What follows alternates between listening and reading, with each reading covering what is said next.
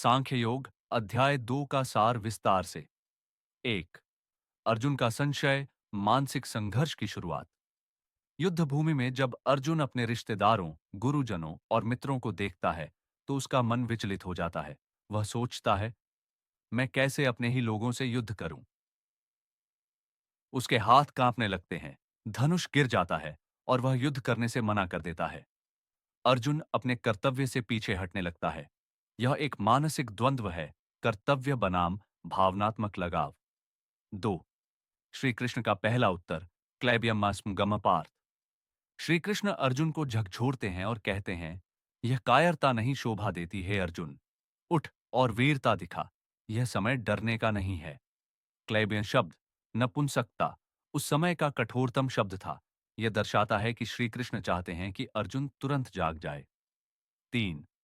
आत्मा और शरीर का अंतर, आध्यात्मिक ज्ञान की शुरुआत।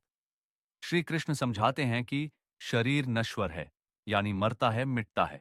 आत्मा अमर है, न जलती है, न कटती है, न गलती है, न सूखती है। आत्मा शरीर बदलती है, जैसे हम पुराने कपड़े उतारकर नए पहनते हैं। इस ज्ञान से अर्जुन को समझाया गया कि वह अपने सगे संबंधियों का विनाश नहीं कर रहा, बल्कि केवल उनके शरीर का अंत होगा, आत्मा का नहीं। 4। कर्म का सिद्धांत, कर्म करो, फल की चिंता मत करो।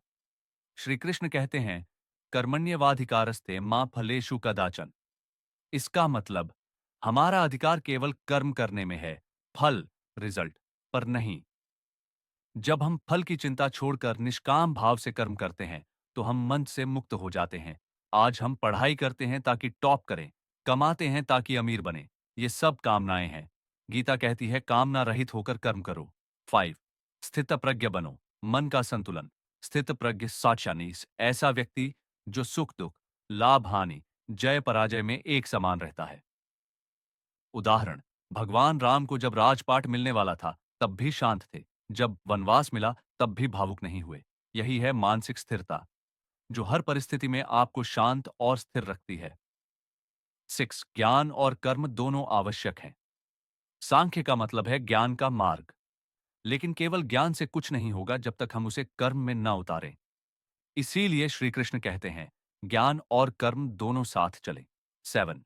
निष्काम भाव, बिना स्वार्थ का जीवन। हम गाय को चारा इसलिए न दें कि हमारा मंगल अच्छा होगा, बल्कि इसलिए दें कि वह भूखी है। यह होता है निष्काम कर्म। आज हम दान, सेवा, पूजा, सब कुछ किसी फल की आशा में करते हैं। श्री कृष्ण का कहना है, जब आप बिना किसी स्वार्थ के कुछ करते हैं, तभी वह सच्चा कर्म है। 8। वर्तमान जीवन में इसकी आवश्यकता क्यों है? आज के समय में हम दूसरों से ईर्ष्या करते हैं, भौतिक सुख सुविधा के पीछे भागते हैं, स्वार्थ के कारण रिश्तों में कटुता ला देते हैं, मन के टेंशन और तनाव से घिरे रहते हैं। श्री कृष्ण का संदेश है, अगर हम आत्मा के अमृतत्व, कर्तव्य के पालन, निष्काम कर्म और स्थिर मन की बातों को समझें और अपनाएं, तो जीवन में शांति, स्थिरता और संतोष अपने आप आ जाता है।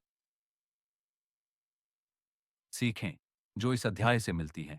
आत्मा अमर है, शरीर नश्वर है। संशय हटाना जरूरी है। कर्तव्य निभाना जरूरी है, चाहे परिस्थिति कैसी भी हो। कर्म निष्काम होना चाहिए। फल को सोचो मत, कर्म पर ध्यान दो। मन का संतुलन बनाए रखो। ज्ञान जरूरी है, पर उसे कर्म में ढालना और जरूरी है।